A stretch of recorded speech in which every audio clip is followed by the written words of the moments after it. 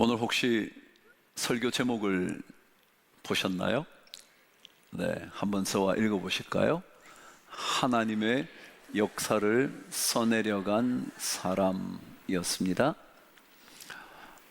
여기에 역사는 하나님께서 놀라운 일을 이루시는 그런 역사가 아니라 여러분과 제가 알고 있는 역사, 히스토리라는 말입니다.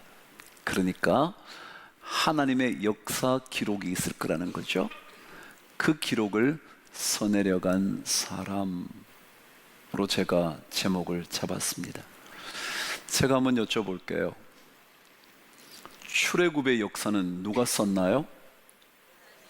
누가 썼을 것 같으세요? 하나님이 쓰셨죠. 출애굽의 역사 하나님이 쓰셨어요. 여기 틀린 사람 많아. 하나님의 역사, 출애굽의 역사는 하나님이 쓰신 거죠. 그런데 그 하나님의 역사를 하나님이 써가시는 것이야 당연하겠지만, 그러나 하나님은 사람들을 통하여 하나님의 역사를 써내려갑니다. 그렇다면 하나님의 역사를 써내려간 사람은 누구였나요? 모세였습니다. 그렇죠? 모든 역사의 순간은 하나님의 다스림 안에 있습니다. 그래서 하나님께서 하나님의 역사를 써내려 가시는 거죠. 그런데 만일 하나님께서 출애굽의 역사를 사람을 통하여 써내려 가신다면 그 사람은 바로 모세일 것입니다. 그런데 오늘 여러분과 제가 함께 읽은 말씀은 모세를 통하여 출애굽의 역사를 써내려 가셨는데, 그 모세라는 인물을 있게 한, 모세라는 인물을 탄생해서 이 세상에 존재하게 한 사람들이 있었다라고 기록을 합니다. 그 사람들이 누구냐 하면 바로 히브리 산파였던 시브라와 부아라는 여인이었습니다. 그럼 제가 다시 한번 이제 또 묻습니다. 하나님의 역사, 출애굽의 역사는 하나님이 써내려 가십니다. 만일 하나님께서 사람을 통하여 하나님의 역사를 써내려 가신다면 출애굽의 역사는 모세를 통하여 써여졌을 것입니다. 그런데 그 모세를 있게 한 사람, 그래서 출애굽의 역사를 가능하게 했던 사람들이 있었습니다. 그들이 바로 히브리 산파였던 시브라와 부아였습니다. 하나님은 모세를 통하여 출애굽의 역사를 이루셨지만, 그러나 모세라는 존재를 이 땅에 있게 한 시브라와 부아를 통하여 하나님의 역사를 써내려가는 시발점으로 삼고 있다라는 것입니다. 그렇다면 도대체 시브라와 부아라는 인물은 어떠한 사람이었기에 하나님의 역사를 써내려간 사람이 되었을까? 어떻게 모세를 살려둠으로 인하여 출애굽의 역사를 가능하게 했을까? 아니, 그 여인의 문제가 아니라 여러분과 제가 하나님의 역사를 써내려가는 주인공이 되기 위해서 우리에게 필요한 것은 뭔가? 그 말씀을 여러분과 오늘 묵상하고 싶은 겁니다. 그럼 오늘 제가 15절, 16절을 읽을 테니까 17절을 한번 읽어보시고 저와 말씀을 시작해 보도록 하죠. 애굽 왕이 히브리 산파 시브라라 하는 사람과 부아라 하는 사람에게 말하여 이르되, 너희는 히브리 여인을 위하여 해산을 도울 때에 그 자리를 살펴서 아들이거든 그를 죽이고 딸이거든 살려두라. 시작. 그러나 산파들이 하나님을 두려워하여 애굽 왕의 명령을 어기고 남자 아기들을 살린지라. 아멘. 자, 이 십부라와 부하라는 여인에 대하여 하나님의 역사를 이루어가는 사람으로 세워진 이 여인을 통하여 하나님은 우리에게 하시고 싶은 말씀 하나가 있는데, 그것은 바로 하나님의 역사를 이루기 위하여 우리에게 가장 필요한 게 뭔가, 오늘 그 얘기를 하려고 합니다. 여러분 17절을 읽으셨습니다. 그 17절 가운데 여러분 생각하기에 가장 중요한 단어는 뭐라고 생각이 드십니까? 하나님을 두려워하여. 맞습니다. 모든 사람이 그렇게 읽었습니다. 저도 마찬가지로 그렇게 읽었습니다. 근데 저는 그 말씀을 읽기 전에 한 단어를 만나자마자, 그래, 바로 이거지, 하나님의 역사를 써내려가는 사람이 되려면 바로 여기에 집중해야지 라는 하나의 단어가 있었습니다. 그것은 바로 그러나였습니다. 하나님의 사람이 하나님의 역사를 써내려가는 사람이 되기 위해서 필요한 단어 하나는 그러나입니다. 다시 말하면 세상이 이렇게 말해도 그러나 나는 그럴 수 없지. 그러나의 신앙을 가진 사람이 하나님의 역사를 써내려 갑니다. 아무리 그것이 애굽 왕의 강력한 명령이라 할지라도 그러나 나는 그럴 수 없지. 오늘 히브리 3파 십부로와 부하는 왕의 명령이었음에도 불구하고 하나님의 사람을 죽인다는 것 나 못해. 하나님의 명령 때문에 왕의 명령이 있지만 그러나 나는 그거 못하겠어. 왜요? 여러분, 남자아이를 죽이라는 말은 무슨 말이에요? 이스라엘 백성의 뭘 말려라? 씨를 말려라는 겁니다. 나는 하나님의 백성 씨 말릴 수 없어. 그래서 당신의 명령이 있지만 그러나 나는 할 수 없어. 하나님의 역사는요, 누구를 통하여 쓰여지느냐 하면 세상에 대하여 노라고 말할 수 있는 사람을 통하여 쓰여집니다. 여러분과 제가 만일 세상에 대해서 조금이라도 노라고 말하는 훈련을 쌓아두고 있다면 하나님은 여러분과 저를 통하여 조금씩 그분의 역사를 저를 통해서 써내려 갈 겁니다. 그렇지 않고 세상이 말하는 대로 전부 다 예스, 그래, 그거 한들 뭐 어때, 뭐가 문제야 라고 말하며 전부 다 거기에 들어가는 순간 우리는 하나님의 역사를 써내려 갈 수가 없습니다. 여러분, 예수님께서 무리들에게 복음을 전하기 시작했을 때 그 처음의 이야기가 산상수훈이라 말합니다. 산에서 무리들에게 보석 같은 말씀을 나눠 주었던 것, 그 말씀이 마태복음 5장에 적혀져 있습니다. 이렇게 하면 10장이죠. 5장에 적혀져 있습니다. 5장에 적혀져 있는 이 5장에는 참 독특한 이야기로 적혀져 있습니다. 예를 들어 예수님께서 이런 얘기를 합니다. 너희들이 살인하지 말라, 살인하면 심판을 받게 될 것이다 라고 말했지만 그러나 나는 너희들에게 이렇게 말한다. 형제들에게 노하는 자마다 살인한 거나 다름없다 라고 말합니다. 그때 주님께서 사용하신 단어가 뭐냐 하면 나는 그러나 말한다 너희에게, 이렇게 되어 있는 문구가 계속 5장에 반복됩니다.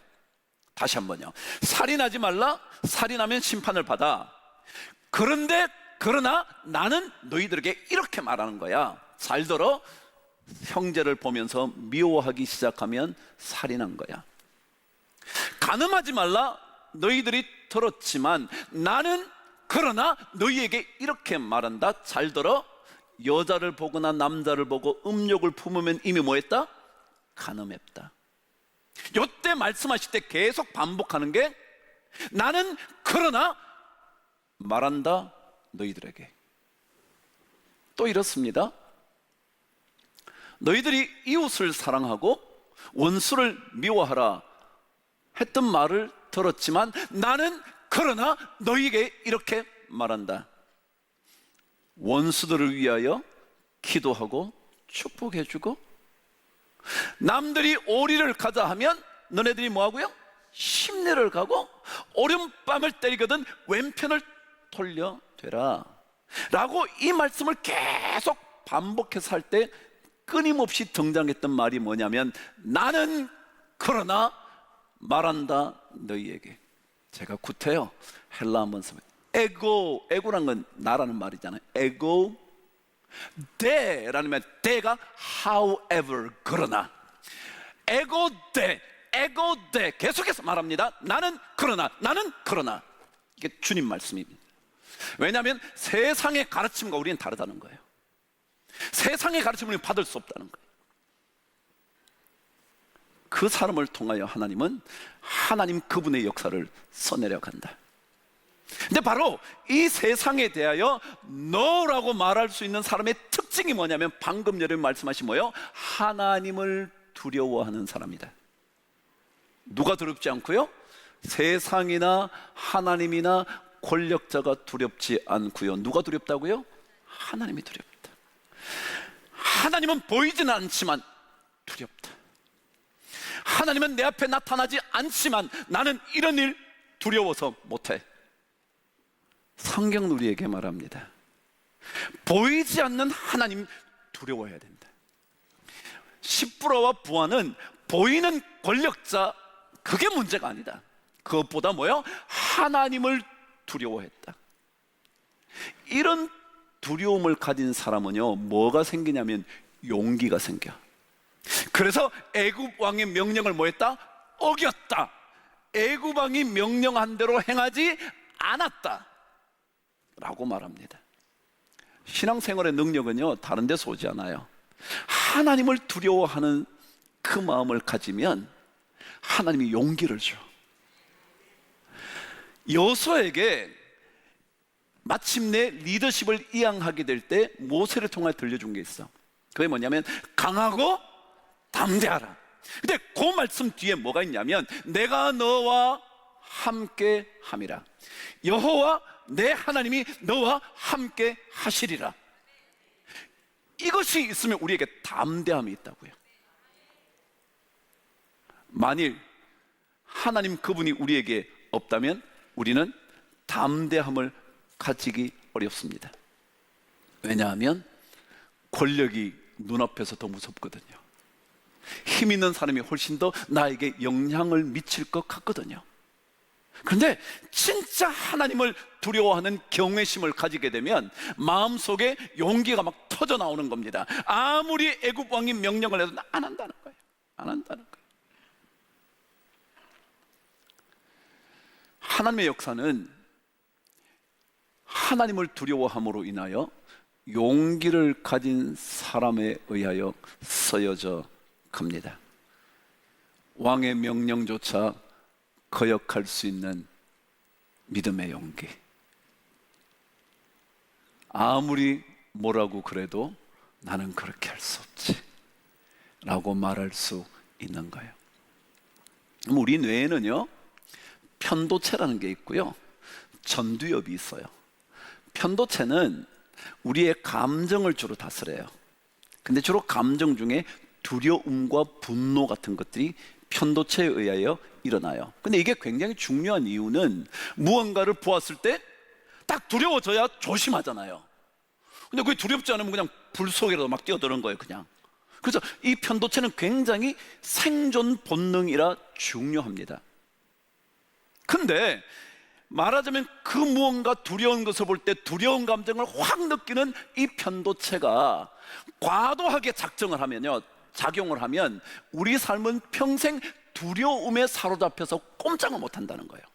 그래서 그때 누가 작동을 하냐면 전두엽이 작동을 하는데, 야, 그 정도 위험은 견뎌낼만 해, 괜찮아, 해봐, 맞서서 싸워봐 라고 말하는 뇌가 전두엽입니다. 그래서 이 전두엽이 편도체를 지배하면 생존할 수 있을 뿐만 아니라 그 두려움을 뛰어넘을 수가 있는데, 만일 편도체가 전두엽을 감싸버리면 이 사람은 평생 두려워서 꼼짝을 못하는 거예요. 뭐만 보면 겁이 나서 꼼짝을 못하는 거예요. 그래서 편도체가 우리에게 살아갈 수 있도록, 살아남을 수 있도록 도와주긴 하지만 그것이 과도해지면 우리는 평생 두려움에서 벗어나지 못한대. 그래서 전두엽이 잘 활동해야 된다는 거예요. 제가 이걸 한번 영적으로 얘기해 볼게요, 여러분. 우리 인생에 두려움이 있을 때요, 영적인 전두엽이 그걸 딱 덮어버리면, 다시 말하면, 야, 내게 능력 주시는 자가 계시면 나 그런 거 할 수 있어, 너도 할 수 있어 라는 영적인 전두엽이 활동을 하면요, 우리는 두려움에서 벗어나. 십부라와 부하는요, 이 영적인 전두엽이 있었지 않았을까? 그러니까 애굽 왕이 명령을 해도, 아이고 그건 뭐 그거 가지고 그래, 나 그래도 이스라엘 백성, 하나님의 백성을 어떻게 씨를 말려? 말이 안 되지. 에스더처럼 뭐요? 죽으면 죽지 뭐.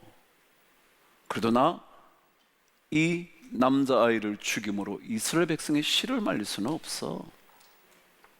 그게 하나님을 두려워하는, 하나님을 두려워함으로 애굽 왕의 명령을 어기고 남자아이들을 살렸다. 참 재미난 것은요, 십부라라는 이름은요, 뜻이 뭐냐면 아름답게 하다 혹은 생명을 살리다 라는 뜻이에요. 독특하죠? 히브리인들의 이름에는 다 의미가 있다 그랬잖아요. 부하라는 단어에는 부르짖는 울음의 소리, 그래서 울음소리를 듣고 살려내는, 그걸 부하라 그런데, 십부라와 부하, 물론 두 여인의 이름이었겠지만 하나님은 생명을 살리는 그 일. 여러분, 하나님은 우리에게 아름답게 하시는 분인데, 아름답다는 것은 뭐냐 하면 살리는 일이거든요. 그래서 오늘 본문에 히브리 여인은 계속 살린지라 그래요. 애굽 왕은 계속 뭐예요? 죽이라는 거예요. 근데 하나님은 살리는, 그게 아름다운 거예요. 하나님의 백성에게 하나님은 너 내 역사 좀 써내려가지 라고 말해요. 그 역사를 써내려가는 도구가 되려면 우리는 세상에 대하여 아무리 당신들이 그렇게 말해도 그러나 나는 그럴 수 없지, 하나님이 건져주시지 않는다고 해도 나는 그러나 당신들에게 절할 수 없지, 이 마음이요. 이 마음이 있으면 하나님은 그 삶을 써요. 그리고 그 사람에게 자꾸 용기를 불어넣어줘요. 혹시 우리 안에 하나님의 역사를 써내려가고 싶은 그런 열망이 있는가? 요거 한번 생각해 보는 게 좋아요. 아니면 세상에 전부 다 예스함으로 인하여 하나님의 역사가 나 아닌 다른 사람에 의하여 써내려져 갈 것인가? 아직은 나 통해서 역사 안 써도 되겠지, 그런 마음보다 하나님, 나를 하나님의 역사의 도구로 써 주시옵소서. 제가 언젠가 이 사람의 얘기를 한번 한 적이 있었습니다. 그 사람이 누구냐면 마를로 모건이라는 사람이 책을 쓰는데 Mutant Message라는 책이었습니다. 꽤나 오래됐습니다. 뮤턴트라는 말은 뭐냐 하면 돌연변이라는 겁니다. 뮤턴트는 돌연변이, 그 돌연변이의 메시지다 이런 겁니다. 이것은 이 저자가 호주의 원주민들과 함께 4개월 정도를 함께 살면서 사막을 다니면서 깨달은 것들을 쓴 책입니다. 근데 그 책에서 이 호주 원주민이 그 저자에게 들려준 얘기가 이런 것이었습니다. 우리 인간은, 현대인 인간은 돌연변이라는 거예요. 그 무슨 뜻인가 그랬더니, 원래 인간은 자연과 신성을 가진 존재라는 거예요. 자연과 함께 하면서 신성, 물론 하나님의 어떤 그런 건 아니어도 그들은 어떤 영적인 존재에 대해서 굉장히 민감했거든요, 원주민들은. 그래서 우리는 영성을 가진, 신성을 가진 존재인데, 이 현대인들은 그것을 다 없애버리고 물질에만 매달려 산다는 거예요. 그래서 이건 돌연변이다, 돌연변이다. 우리 안에 영적인 기운이 있어요. 성령의 바람이 있다고요. 이 바람에 의하여 우리의 삶을 살아가야 되는데 우리는 세상의 바람에 의하여 다 살아가는 거예요. 그래서 세상의 물질이 막 우리에게 너무 커 보이는 거예요. 그래서 세상의 물질에 다 굴복하는 거예요. 다 굴복하는 거예요. 요즘 금값이 오른대요. 신문에 난 거 못 봤어요? 어떤 직원이 금을 뭐 이따만큼 훔쳐갔대. 그게 몇십억이었대. 근데 훔쳐간 사람이 누구냐면 친척이래. 거기서 같이 일하고 있었던 친척이 그 금을 다 훔쳐갔대. 여러분, 사람이야? 아니에요. 우리는 그런 존재라고요. 그렇게 우리가 돌연변이가 되어버렸다는 거예요. 원래는 영적인 존재로서 하늘과 연결된 존재인데, 이 호주 원주민들은 하나님을 몰랐지만 하늘과 연결된 존재인데 이걸 다 잃어버렸다는 거예요. 그러면서 그들이 이런 얘기를 했습니다. 그 사람들에게는 생일 축하가 없대. 태어난 거 이거 뭐 생일 축하합니다 뭐 이거 별로 없대. 근데 언제 생일을 축하하느냐 하면 날마다 자기가 더 나은 삶을 살아가는구나 라는 생각이 들 때, 아, 내가 더 나은 존재로 되어가는구나 라고 느낄 그때 공동체에다가 알린대. 제가 작년보다 더 나은 삶을 살게 됐습니다. 그러면 전부 다 모여서 그날을 축하한대. 그게 그 사람 생일이래. 여러분 어떠세요? 우리 예수 믿잖아요. 다 오래 믿었잖아요. 저 65년째 66년째 믿고 있습니다. 오래 믿었잖아요. 오래 믿었는데 진짜 아 그래 황 목사 옛날보다 좀 나아졌어. 그래서 그날이 우리의 생일이 되는, 축하를 받아야 하는 그런 날이면 이 바로 뮤턴트 메시지를 제대로 읽은 거죠. 우리요 2월 첫날입니다. 한 달 동안 여러분과 저를 통하여, 우리 교회를 통하여 하나님의 역사가 쓰여져 가는 큰 은혜가 있게 되기를 주의 이름으로 축복합니다. 기도하겠습니다. 하나님 아버지, 우리 모두에게 십부라와 부와 같은 그러나의 신앙으로 살게 하여 주옵소서. 그래서 우리를 통하여 하나님의 멋진 역사가 쓰여지게 하여 주시옵소서.